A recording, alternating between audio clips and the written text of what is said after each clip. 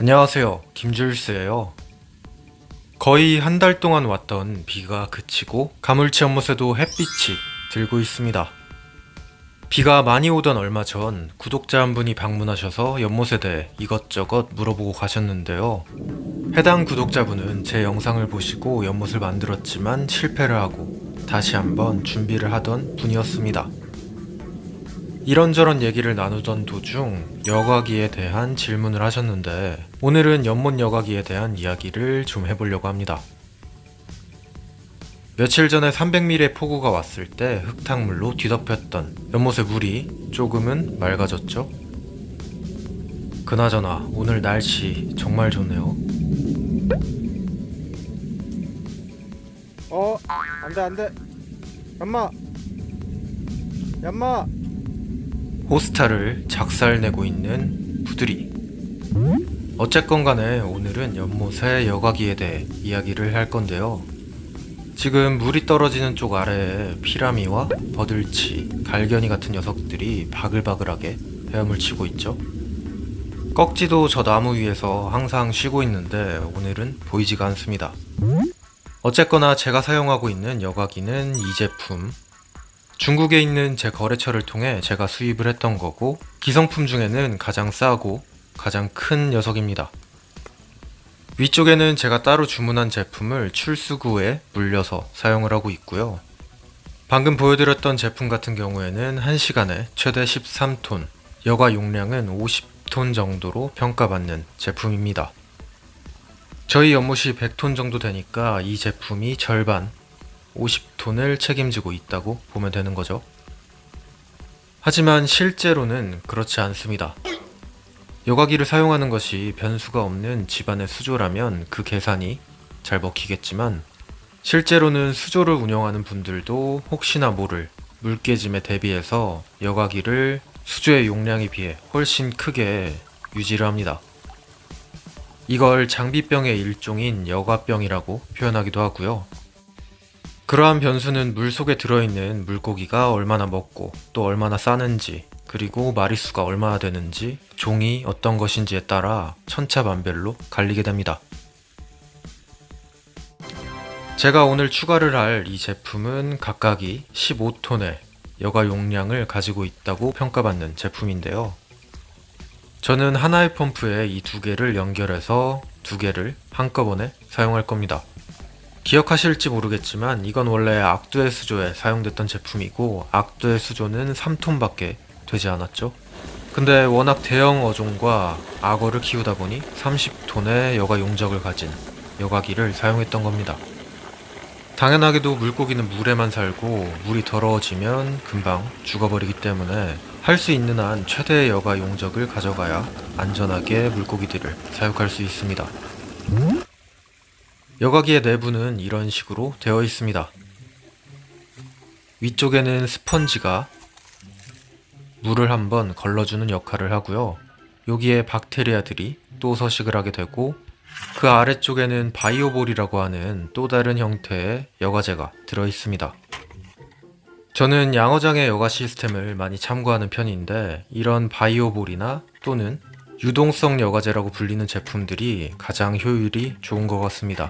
저희 같은 대형 연못에서는요. 이 여과기는 그냥 박스 형태로 안에는 스펀지가 들어있는 그런 구조인데요. 스펀지의 경우에는 물리적 여과기 기능을 잘하기 때문에 물에 떠다니는 찌꺼기 같은 걸 아주 잘 막아주지만 잦은 교체가 필요하고 그 청소도 쉽지가 않습니다. 장난 아니죠? 와, 여과기 안에 물달팽이가 엄청나게 살고 있네요. 노래기도 있네요. 아무튼 이런 제품들은 금방 찌꺼기를 걸러주고 가시적인 효과가 나지만 수시로 청소를 해줘야 된다는 그런 단점을 갖고 있습니다.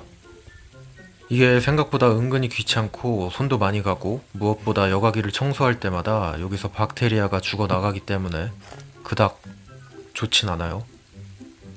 그에 비해 아까 보여드렸던 유동성 여과제로 불리는 녀석들은 계속 물속에서 회전을 하기 때문에 찌꺼기가 잘 끼지 않고 청소를 하지 않아도 된다는 장점을 가지고 있습니다. 그래서 저는 서브 여과기로 이걸 사용하고 메인 여과기는 아까 보여드렸던 그 거대한 항아리 같은 걸 사용하는 겁니다. 이게 생각보다 귀찮고 손도 많이 가요. 이 제품이 아마 20톤 정도의 여과 능력을 가지고 있을 겁니다.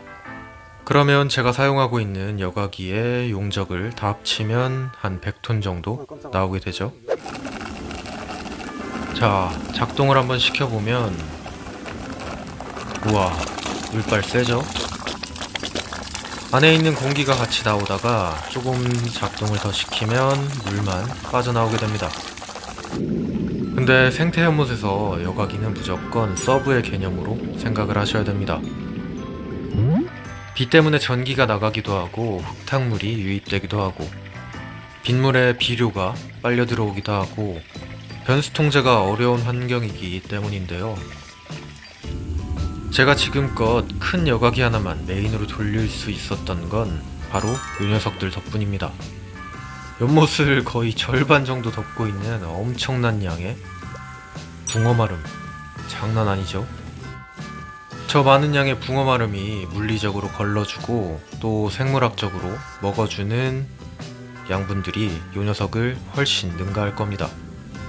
붕어마름은 첫 해에는 없다가 제가 작년에 친구한테 몇 줄을 얻어와서 연못에 넣어놨던 건데 연못상에 남아있는 유기물들을 저 녀석들이 엄청난 속도로 흡수를 하고 불과 4개월 만에 저렇게 커진 거예요.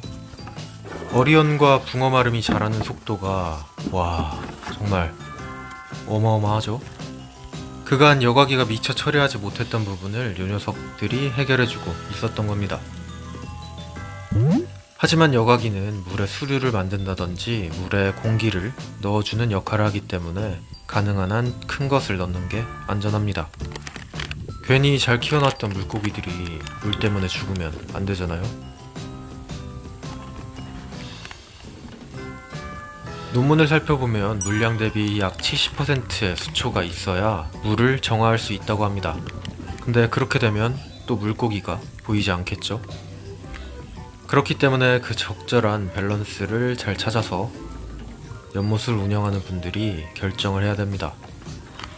하지만 여과기는 커서 나쁠 게 없고 겨울에 수초가 죽는 것도 고려하셔야 돼요. 물론 물고기와 박테리아들의 움직임도 둔해지지만 그렇다고 물고기가 아예 똥을 싸지 않는 건 아니니까요. 피라미와 버들치, 갈견이가 물 위에서 뛰고 있습니다. 방문하셨던 구독자분은 연못의 용량에 비해 너무 적은 여과기를 준비하셨었고 그래서 부담이 되지 않는 선에서 가장 큰 걸 사용하시라고 말씀을 드렸습니다. 뭐 수초를 심는 건 이미 알고 계셨고요. 그러니까 여과기와 수초는 상호 보완적으로 운영을 하셔야 되고 여과기는 커서 나쁠 게 없다는 점 기억하시면 되겠습니다. 오늘의 영상은 여기까지 보여드릴게요. 감사합니다. 김줄수였어요. 뿅.